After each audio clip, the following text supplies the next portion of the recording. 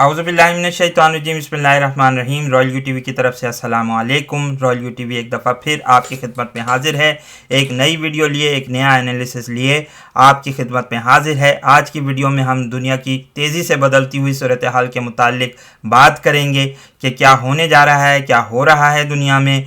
आज की वीडियो में हम बात करेंगे वेस्ट बैंक दरिया उर्दन का मगरबी किनारा, जो थोड़े ही अरसे बाद अब इसराइल में जम होने वाला है, उसका इंजमाम होने वाला है, उस पर बात करेंगे। साथ ही साथ जनूबी बहरा चीन के मुतालिक भी बात करेंगे। इसके अलावा हम आपको बताएंगे भी कि वेस्ट बैंक का क्या ताल्लुक़ है ग्रेटर इसराइल के साथ और इसका क्या तारीखी पस मंज़र है। आप लोगों से गुजारिश है कि हमारे चैनल को सब्सक्राइब कर लें, साथ ही साथ बेल आइकन को भी हिट करें ताकि आप लोगों को हमारी नई वीडियोज़ के मुतालिक नोटिफिकेशन मिल सके। दरिया उर्दन का मगरबी किनारा, जिसको वेस्ट बैंक कहा जाता है, वो अब थोड़े अरसे के बाद इसराइल में जम होने वाला है। 1 जुलाई को इसकी डेट दे दी गई थी। सन 2019 में बिन्यामीन नेतन्याहू ने ऐलान किया था कि अगर वो इलेक्शन जीत जाते हैं तो इसके बाद वो दरिया उर्दन के मगरबी किनारे के इलाके को इसराइल में जम कर लेंगे। ये इलाका इसराइल के लिए बड़ी अहमियत का हामिल है। सन 1967 की 6 दिन की लड़ाई के बाद इस इलाके पर इसराइल ने ऑलरेडी कब्जा कर लिया था, लेकिन आज तक उसने इसको फॉर्मेलिटी के तौर पर ये कहा था कि ये हमारा इलाका नहीं है। लेकिन अब 1 जुलाई को वो बाकायदा ऐलान करके इन तमाम इलाकों को जम कर लेंगे और इसराइल में शामिल कर लेंगे। यहाँ पर बुनियादी तौर पर इसराइल पहले ही यहूदी बस्तियाँ तामीर करता रहा है, आबादियाँ तामीर करता रहा है, जिसकी अक़वाम मुत्तहिदा और पैलेस्टीनियन लिबरेशन अथॉरिटी ने भी मुखालफत की है। 2 स्टेट सॉल्यूशन सामने आया था ओस्लो एकॉर्ड के तहत, लेकिन अभी तक इसराइल ने उस माहदे को दिल से तस्लीम नहीं किया है और आए दिन उसकी खिलाफ वर्जी की जाती है। गज़ा के ऊपर भी आप देखते रहते हैं कि हमला होता रहता है, और जो दूसरे इलाके हैं रामल्ला के और दूसरे जगहों पर भी, वहाँ से भी हमास के साथ इनकी लड़ाई आए दिन जारी रहती है। तो कुदरती तौर पर यह बात अब समझ में आ रही है कि इसराइल एक स्टेप आगे जा रहा है, बड़ा ही इम्पोर्टेंट, तारीखी तौर पर बड़ा ही इम्पॉर्टेंट स्टेप लेने जा रहा है। इसकी क्या वजूहात हैं उस पर बात करते हैं। क्या वजह है कि इसराइल ने सन 1967 पर इस पर कब्ज़ा किया और आज तक उसने इसको अपने अंदर जम करने की कोई तारीख नहीं मुकर्रर करी थी, इसको फॉर्मली जम नहीं किया था, इसको एनेक्स नहीं किया था। तो क्या वजह है कि वो अब ऐसा करना जा रहा है, उस पर भी हम बात करेंगे। ग्रेटर इसराइल की एलीट के लिए बहुत अहमियत है। गो कि वो उसको डिनाई करते हुए आए हैं और ये बात कहते रहे हैं कि ग्रेटर इसराइल नहीं बनेगा, लेकिन इनकी किताबों में ये बात मौजूद है और इनके झंडे पर भी जो 2 लाइंस मौजूद हैं, जो अगर आप इनके झंडे को देखें वहाँ आपको 2 ब्लू लाइंस नज़र आएंगी, जिसके मुतालिक बार बार ये बात कही जाती है कि ये एक लाइन जो है वो दरिया नील को शो करती है और दूसरी लाइन जो है वो दरिया फरात को ज़ाहिर करती है। यही वजह है कि ये बात कही गई है कि इसराइली झंडे में इन 2 लाइनों के दरमियान जितना भी इलाका आता है वो इसराइल में यानी ग्रेटर इसराइल में शामिल होगा। हम थोड़ा सा आपको बता दें कि दरिया उर्दन का मगरबी किनारा, जॉर्डन वैली, ये आप देख सकते हैं, ये इसराइल का पूरा नक्शा है। यहाँ पर कुछ इलाका जो है वो पैलेस्टीनियन लिबरेशन अथॉरिटी के अमलदारी में आता है और कुछ इलाका जो है वो इस पर इसराइल ने अभी भी कब्जा कर लिया है। लेकिन ये मगरबी किनारा जो अब मौजूद है, इसको इसराइल अपने अंदर जम करने जा रहा है, जिसकी बुनियाद पर हम ये कह सकते हैं कि ये ग्रेटर इसराइल की राह हमवार करने के लिए एक बहुत बड़ा स्टेप है। इस इलाके की तारीखी अहमियत भी है, उस पर भी हम थोड़ी सी बात करते हैं। इसको बुनियादी तौर पर जूडिया और समारिया कहा जाता है। इस इलाके को अगर हम आपको दिखा सकें, जूडिया और समारिया, इसकी ये हार्टलैंड ऑफ इसराइल है। इसराइल ने सबसे पहले अपनी आबादियां बेलफोर्ड डिक्लेरेशन के तहत जो कायम की थी वह हेब्रोन, शेलोम, शेम, बेतेल और एलोन मोरे के इलाके पर कायम की थी। इसकी बड़ी अहमियत है। बाइबल में, ओल्ड टेस्टिमेंट में जगह जगह इसके मुतालिक जिक्र किया गया है और ये बात भी प्रोफेसी भी की गई है कि इस इलाके से ही इसराइल की बड़ी किंगडम का आगाज़ होगा। ये देख सकते हैं आप नक्शे में, जो है समारिया और जूडिया का इलाका जो है, जिसमें ईस्ट जेरूसलम का इलाका भी है। ईस्ट जेरूसलम को, जिसमें मस्जिद अक्सा का इलाका शामिल है, वहाँ पर इसराइल ने सन 1967 के बाद ही कब्जा कर लिया था और सन 1980 में इसको इसराइल का दर्जा करार दे दिया गया था। यानी ये बात कही गई थी कि ये इलाका इसराइल में आता है, इसराइल ने इसका इलाके का इंतज़ाम कर लिया था। लेकिन मगरबी उर्दन के किनारे के इलाके को, जिसमें हेब्रोन वगैरह और दूसरे इलाके शामिल हैं, उसमें उन्होंने उसका ऐलान नहीं किया था। अब हम बात करेंगे थोड़ी सी कि इसके मुतालिक बाइबल में क्या प्रोफेसी है। बाइबल में प्रोफेसी ये बात भी कही गई है कि साथ ही साथ इसी इलाके से इनका जो है वो मसाया जन्म लेगा। चूंकि ये एक बात कही गई थी हज़रत ईसा अलैहिस्सलाम के मुताबिक उनका जन्म बैतलहम में हुआ और ये बात कही गई थी, लेकिन उस बात को यहूदी जो ऑर्थोडॉक्स ज्यूज़ हैं वो तस्लीम नहीं करते। वो ये बात कहते हैं कि इनका वो मसाया जो क़यामत के क़ुर्बे क़यामत के दीप एंड ऑफ टाइम्स में नमूदार होगा वो बुनियादी तौर पर इस इलाके में होगा। तो यही वजह ही उसका जन्म इस इलाके में होगा। यही वजह है कि इस इलाके को अब इसराइल अपने अंदर इंतज़ाम करना चाह रहा है ताकि वो ये बात दुनिया के सामने पेश कर सके कि अब वो मौका आ गया है जब इनका मसाया दुनिया में आएगा और इनको एक बड़ी किंगडम लेकर देगा ताकि ये पूरी दुनिया पर हुकूमत कर सकें। जगह जगह इस इलाके का जिक्र किया गया है बुनियादी तौर पर ओल्ड टेस्टामेंट में। अगर आप बाब जेनेसिस में पढ़ें तो इस इलाके का जिक्र किया गया। यहीं पर बड़ी बड़ी लड़ाइयाँ भी छेड़ी गई थी और किंग सोलोमन के किंगडम भी इसी इलाके में ही कायम थी। तो ये इलाका इसराइल के लिए बड़ी अहमियत का हामिल है। यहीं पर मस्जिद अक्सा भी वाक़ है।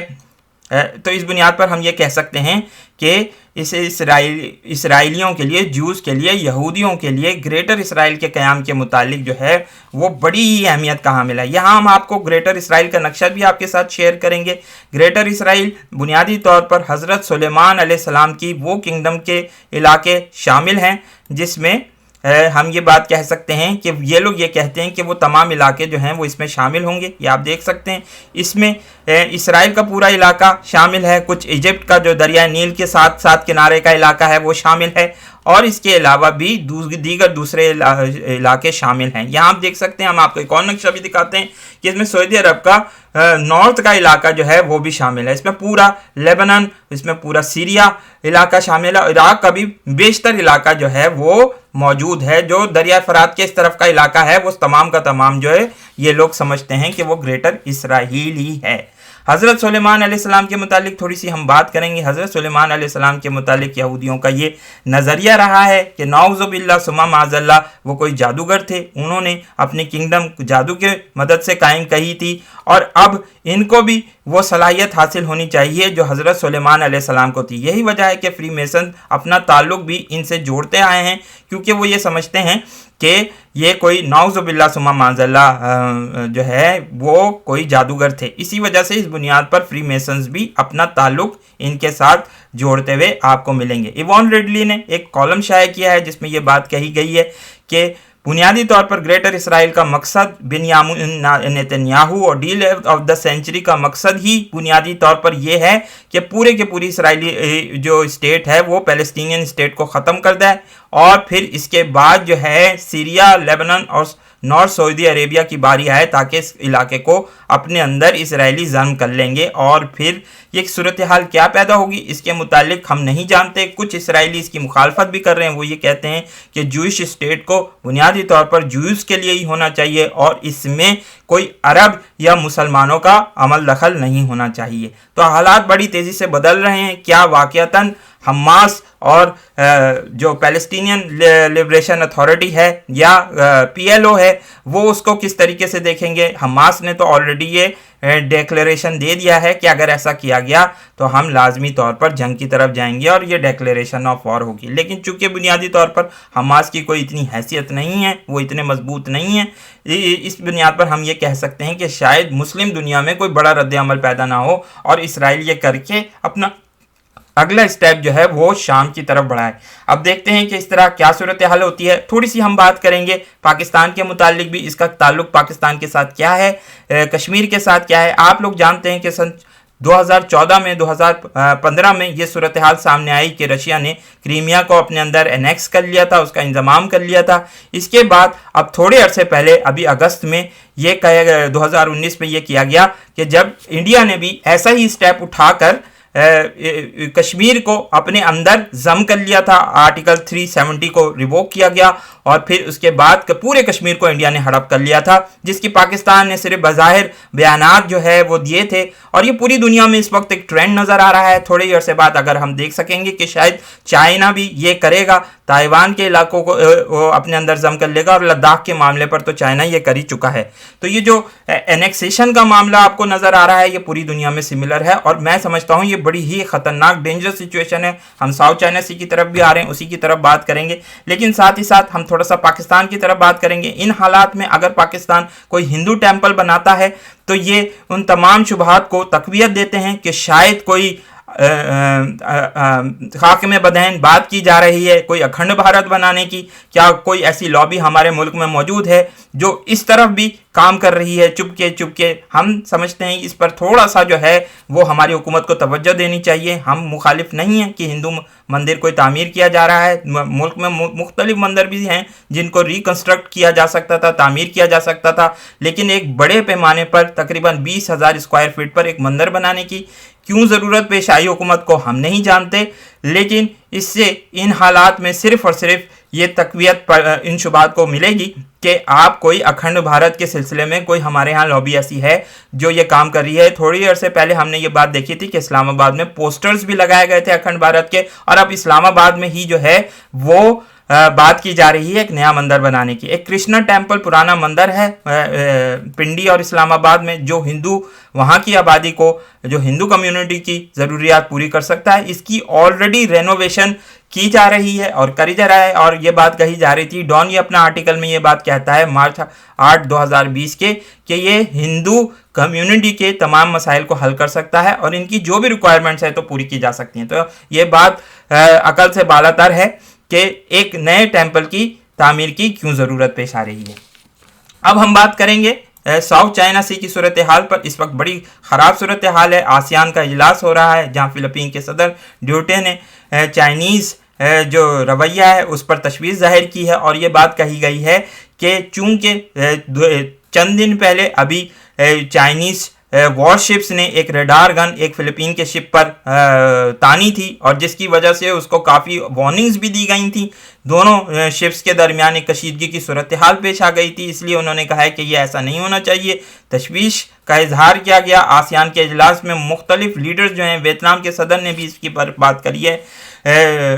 फ़िलिपीन के जो फॉरेन सेक्रेटरी हैं, फॉरेन मिनिस्टर हैं, उन्होंने भी ये बात कही कि चाइना जो है वो बुनियादी तौर पर वहाँ पर कोई एयर डिफेंस जोन बनाने की बात कर रहा है साउथ चाइना सी में, जो कि बहुत ख़तरनाक बात है। ऐसा नहीं होना चाहिए। हालिया दिनों में ये बात चाइना की तरफ से सामने आई है कि चाइना ने ये बात कही है कि साउथ चाइना सी में एयर डिफेंस जोन कायम किया जाए। सन 2013 में भी चाइना ने एक ऐसे ही डिफेंस जोन का ऐलान करके हैरानगी में मुब्तला कर दिया था अपने तमाम दीगर दूसरे पड़ोसी ममालिक को, क्योंकि उसने ये बात कही थी कि ईस्ट चाइना सी में जो है वो हम कोई एयर डिफेंस जोन कायम करेंगे, और ये जो भी इलाका है यहाँ पर ये हमारी अमलदारी होगी, और यहाँ पर हम किसी को भी इस इलाके में कोई स्पाई मिशंस कैरी करने नहीं देंगे। क्योंकि अभी तो कल ही ये बात खबर सामने आई है कि यूएस एयरफोर्स ने सर्विलेंस मिशन अंजाम दिए हैं। यहाँ पर कुछ जहाज़ उड़े हैं, साथ ही साथ एंटी सबमरीन और ट्रांसपोर्ट एयरक्राफ्ट कैरियर्स भी जो थे, एयरक्राफ्ट जो थे वो मौजूद थे वहाँ पर।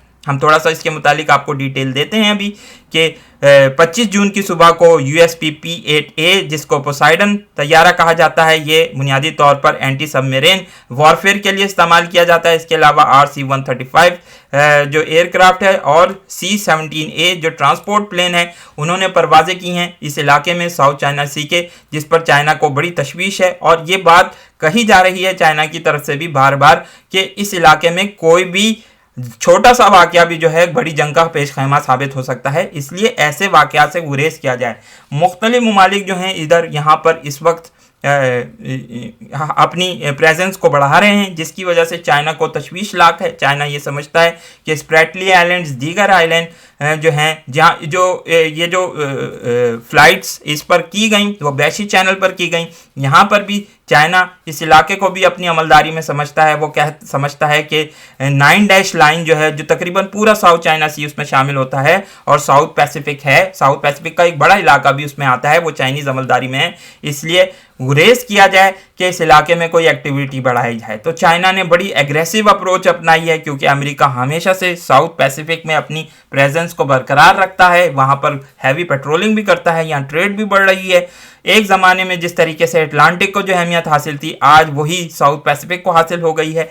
इसी वजह से हम ये कह सकते हैं कि दुनिया के तमाम ममालिक, जो बड़े ममालिक हैं, ख़ास तौर पर अमेरिका और चाइना, वो यहाँ अपनी प्रेजेंस को बढ़ाने के लिए और अपनी अमलदारी को कायम करने के लिए जिद्दोजहद कर रहे हैं। ये किसी भी वक्त कोई भी वाक़या जो है वो जंग का पेशखेमा साबित हो सकती है। इसी वजह से आसियान के लीडर्स ने बड़ी इस पर जो है तशवीश जाहिर की है। कोरोना वायरस भी उनके इस इजलास में एक बड़ा थीम रहेगा, एक बड़ा मौजू रहेगा। लेकिन यहाँ पर इस वक्त सबसे ज़्यादा जो बात हो रही है वो बात की जा रही है जो कशीदगी है। यूएस और जापान ने भी, उनकी दोनों की नेवीज़ ने 24 जून को यहाँ पर एक साथ ड्रिल्स की हैं, जो चाइना के लिए बड़ी ख़तरनाक बात समझी जा रही है कि यहाँ पर दोनों ममालिक की नेवीज़ ने यहाँ पर एक बड़ी ड्रिल्स की हैं, बहुत बड़ी मशक़ें की हैं, बहरी मशक़ें की हैं, जो एक ख़तरनाक बात है। मैं समझता हूँ अमेरिका के लिए भी और चाइना के लिए भी ये कोई ऑप्टिमल सिचुएशन नहीं है। दोनों को चाहिए कि सिचुएशन को डीएस्केलेट करने के लिए अपनी नेवीज़ के लिए कुछ करें, या कम से कम अमेरिका को ये बात तस्लीम करनी चाहिए कि साउथ चाइना सी जो है वो चाइना का इलाका है, वहाँ वो कोशिश करके इस जगह पर जो है अपनी अमलदारी को, अपनी प्रेजेंस को घटा सकता है, ताकि कोई जंग की सूरत हाल पेश ना आए। तो देखते हैं कि अगले आइंदा आने वाले हफ्तों में किस तरीके से सूरत हाल तेज़ी से चेंज हो रही है यहाँ पे। तो हम देखते हैं कि आगे क्या सूरत हाल पेश आएगी, उसके मुतालिक हम अपने व्यूवर्स को इन्फॉर्म करते रहेंगे। इस वीडियो को लाइक कीजिए, शेयर कीजिए, दोस्तों के साथ डिस्कस कीजिए। बहुत बहुत शुक्रिया। अस्सलाम वालेकुम और अल्लाह हाफिज़।